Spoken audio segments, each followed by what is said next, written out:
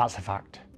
And no matter how unachievable that goal or dream might be, if you keep practicing and keep working towards it, one day you get very close. Harder. Do it. Nobody cares. Train harder. There's been some talk about possibly Joshua using Jake Paul as a tune-up to fight you. What are your thoughts on that? I don't know about tune-up. I think Jake Paul knocks him out. Seriously? Yeah. Jake Paul is reportedly training with Tyson Fury as he gets ready for a fight with Anthony Joshua. Fury says Jake has moved closer to his long-term goals, and this fight is one of the biggest steps in that process. He believes Jake will work hard to make it happen, calling the fight a 50-50 challenge because Jake has grown far beyond his YouTube days and now fights with serious purpose. And even if you don't actually achieve the biggest target in your life, you might get close to it, so it's definitely worth pursuing. But someone who doesn't have goals and doesn't have a target. Jake Paul is training very hard and says he is determined to become a world champion one day. He is taking his training camp seriously, focusing on discipline, fitness, and fixing his weaknesses. Jake believes his hard work will pay off in the future, showing he is committed to proving he is more than just a celebrity boxer. Treated like I'm Jake Paul or a famous person. No, like they treat me like I'm trying to become a world champion, which is exactly the case. Tyson Fury believes Jake Paul has a real chance to defeat Anthony Joshua, pointing out how much Jake has improved. Fury says people should stop underestimating Jake because he has become a focused fighter who can surprise even experienced heavyweights. Possibly Joshua using Jake Paul as a tune-up to fight you. What are your thoughts on that? I don't know about tune-up. I think Jake Paul knocks him out. Seriously? Yeah. Why so? What impresses you about Jake Paul? I just think Jake Paul would knock AJ out. I think AJ's a spent force, and I think Jake Paul's on the rise. And I like his new heavyweight look. Boxing has always been about money as much as sport, and Barry Hearn makes this clear when talking about Anthony Joshua. Hearn, an experienced promoter, believes Joshua should seriously think about fighting Jake Paul, stressing that boxing is mainly a business. In his view, the money involved is too big to ignore. He says that while some people question how competitive or legitimate the fight would be, the chance to earn a huge payday plays a major role in a boxer's decisions. For promoters, fighters, and fans, the income from a Joshua versus Paul fight could be bigger than expected, making it hard to dismiss only for sporting reasons. Fight Jake Paul. What's your view on that, Barry? Money. Don't be silly. You know, I mean, you're mostly sensible, aren't you? Mostly. Of course, we're all purists at heart, but purism doesn't necessarily pay the bills, and boxing is a money business. And the day we don't accept that and then move on, we won't understand why certain things happen. So if that fight's there next week and it's signable and they can do Joshua against Tyson Fury next year, take the Jake Paul fight in December, go and do it. Sports analyst Simon Jordan shared his thoughts on Jake Paul's unusual rise in boxing. Jordan highlighted how uncommon Paul's journey has been, moving from YouTube fame to fighting world-class athletes. In traditional boxing circles, this path is often met with doubt and criticism. Jordan explained that boxing usually values steady development, amateur experience, and gradual progress against tougher opponents.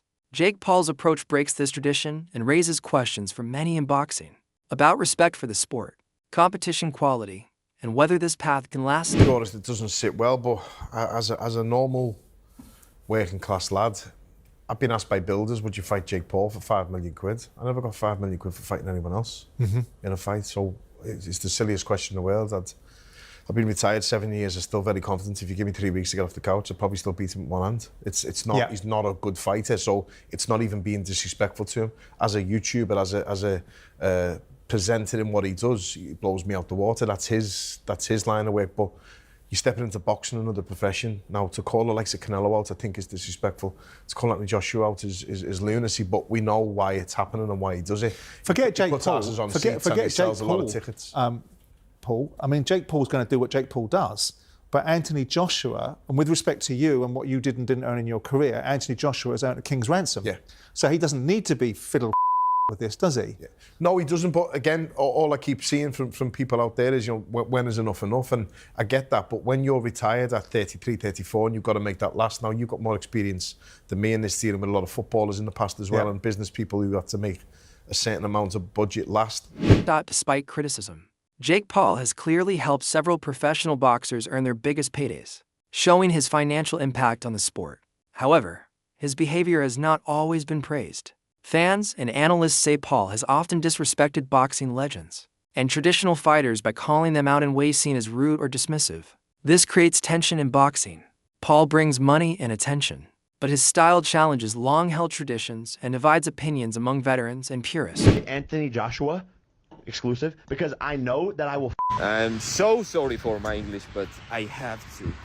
See, Jake Paul does lots of good things. He has a camp for kids where he, I guess, gives training and coaching and gloves and environment for kids in Puerto Rico. He helped lots of boxers to get the bigger purse than they deserve. He has done some good things. But, and you are kind of trying to be on his side, but then he says something like that. Like, you almost are on his side, and then he says, I want to fight Anthony Joshua and Canelo at the same night, or whatever. Jake, fighting Anthony Joshua and Canelo is not fighting Tyron Woodley or 60 years old Mike Tyson with Alzheimer's. Anthony Joshua is able to literally kill you. No doubt. If his mission is to kill you on the ring, he will kill you.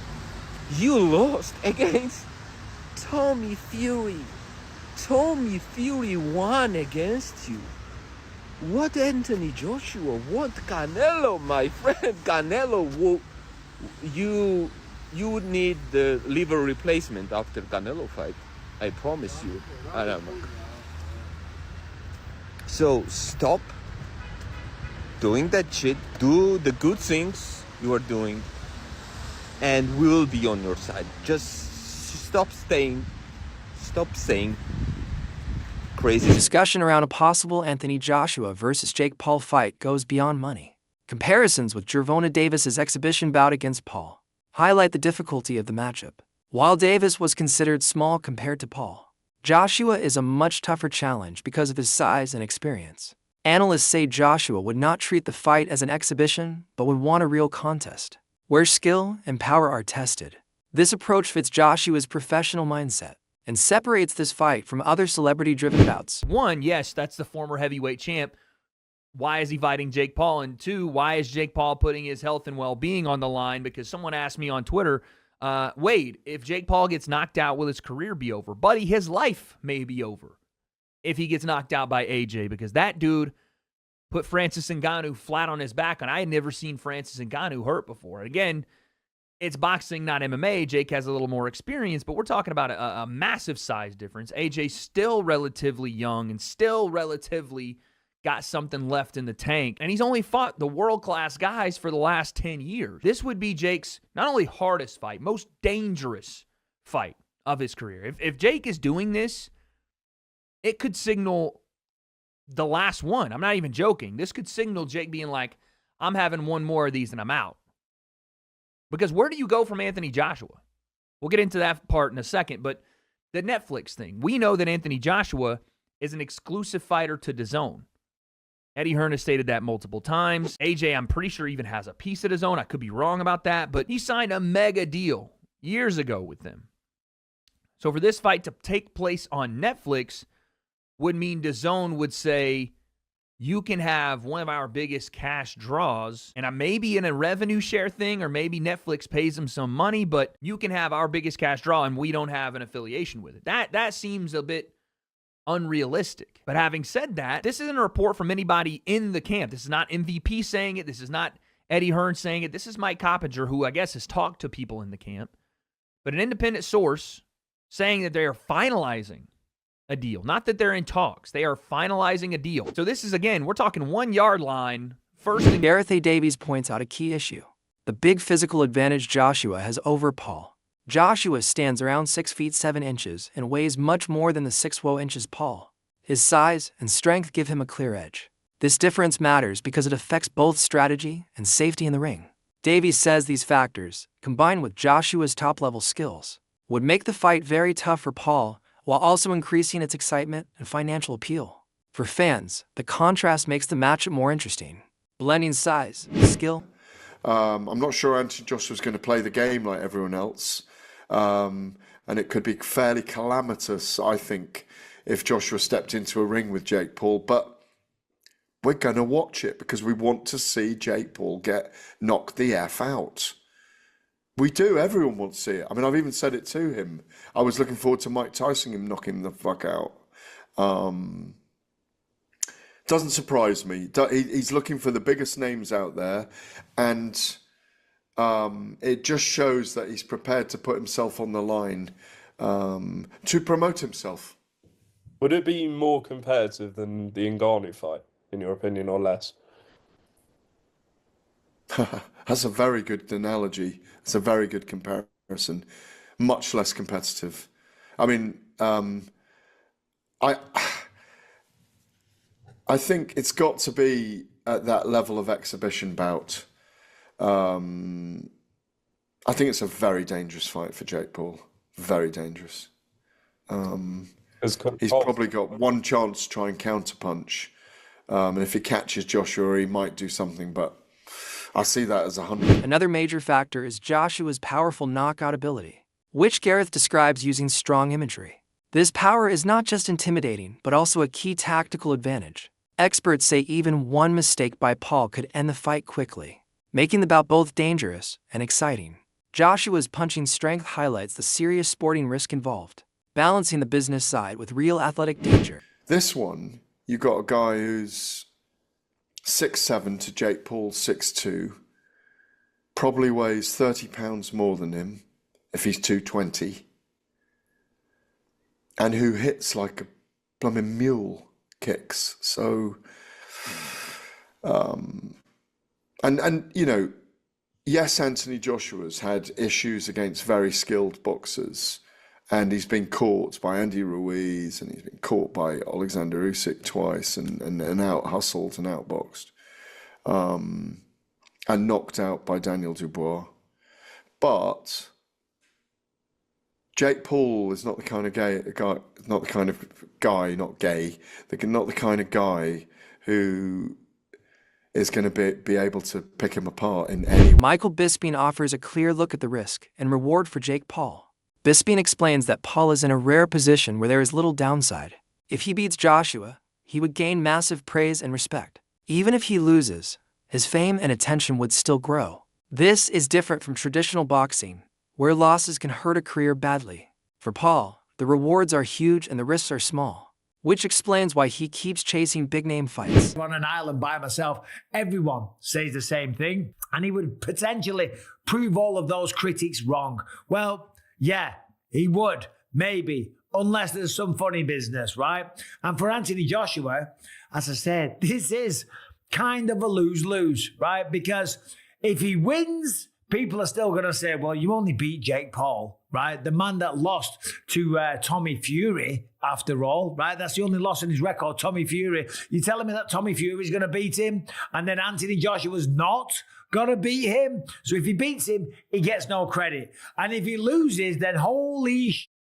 Can you imagine? That would be the biggest downfall of any boxer's career. The reality is, he's not going to lose. There is no way on this earth that Jake Paul can beat Anthony Joshua in a boxing match. That's just a fact, okay?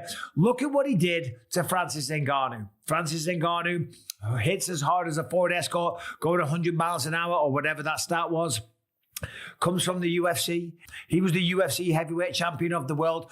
Has a good go against Tyson Fury, but goes up against Anthony Joshua and gets flatlined. Every single punch that was thrown was landed, and every punch that landed put Francis Ngannou down, okay?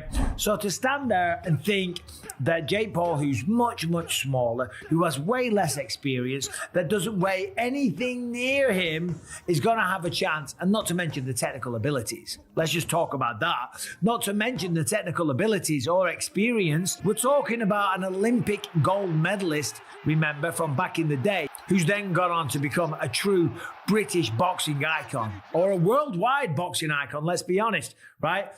Despite the money involved, critics point to a major problem in Paul's journey. His loss to Tommy Fury. Fury, who had limited professional experience, was able to challenge Paul and expose weaknesses. Analysts argue that if Paul struggled against Fury, facing someone as skilled and powerful as Joshua could be even more dangerous. This background lowers expectations, suggesting that fame and money may not make up for lack of experience. Experts also say the fight would be unpredictable. While Joshua has clear advantages, dealing with an unconventional fighter like Paul requires careful strategy. Joshua may need to fight cautiously, avoiding unnecessary risks while still controlling the contest. This shows the difficulty of mixing elite boxing with celebrity-driven fights. Tells me that this is going to be just an exhibition, and AJ should wipe the floor with him within the first round, right? And if he doesn't, are we getting mugged as punters? Well, it's on Netflix, so if you've got a net... No, but whoever's punters, when I say punters, the watching audience, right, around the world, right? Yeah. I don't know, mate. I think it's dangerous. Yeah, I genuinely think it's dangerous. Well, but that's put in a world heavyweight champion. But then the cynic, who's at the top 4 or 5 fighters in the world. Then the cynic in me tells me, YouTuber who's never had a proper fight. Right, the cynic in me straight away goes, I think AJ's probably going to be told, and I don't know this. Don't go heavy on him the first. No, he can't afford to do that. Anthony Joshua can't afford to do that. Okay, well, that's where I'm wrestling with my own mind right now. You asked me the question. How do I feel about it? I don't know what to make of it, mate. I seriously don't know what to make of it. I seriously don't. I think it's a joke. Yeah, I don't know what to make of it. I'll watch it because... I don't know whether I will, JJ. Honestly, I probably will close the vote. Right now, I don't know whether I will. For Joshua, fighting Paul would require careful and detailed preparation. His size advantage and knockout power give him a clear edge. But experts warn against underestimating Paul's unusual style. Coaches are likely to focus on controlled aggression, smart tactics, and choosing the right moments to attack. This approach helps balance the financial reward with protecting Joshua's professional reputation. In this way, the fight becomes a mixed challenge, part sport, part entertainment, and part business decision. Mayweather. No, Mayweather. I didn't watch that. Who fought Mayweather? Oh, it was. I tell you, it was. Who was the MMA fighter? Logan Paul. The one that you didn't know the name of, yeah. Logan Paul, right? He fought Floyd Mayweather. I didn't watch that one either, right? I know, but Jake Paul's got a bit more boxing credentials. He has, because he... What about McGregor? Who did McGregor fight? Did he fight someone? McGregor, or have I made that up? Yeah, I don't know. Where's your head at? I don't know, mate. They all it's all over the gaff. You gave Andy your number, and you gave him the talk. His name's Adam. Adam, sorry. You gave Adam the number. No. You said 03717 22 I gave him the sports. You gave him the sports number. No, but I don't. Get your head out. No, I don't know. I don't know whether I will watch it, actually, if you want the honest truth. Well, we asked for some calls, and people have phoned up. They're interested in it to have their say. Let's go to Paul, who's a Man United fan. All right, Paul? All right, P-Dog? Yeah. You all right? How you doing? I'm all right, Paul. Look, obviously big news. What do you make of this? Oh, I think, so I'm a big boxing fan. I think Jake Paul's got a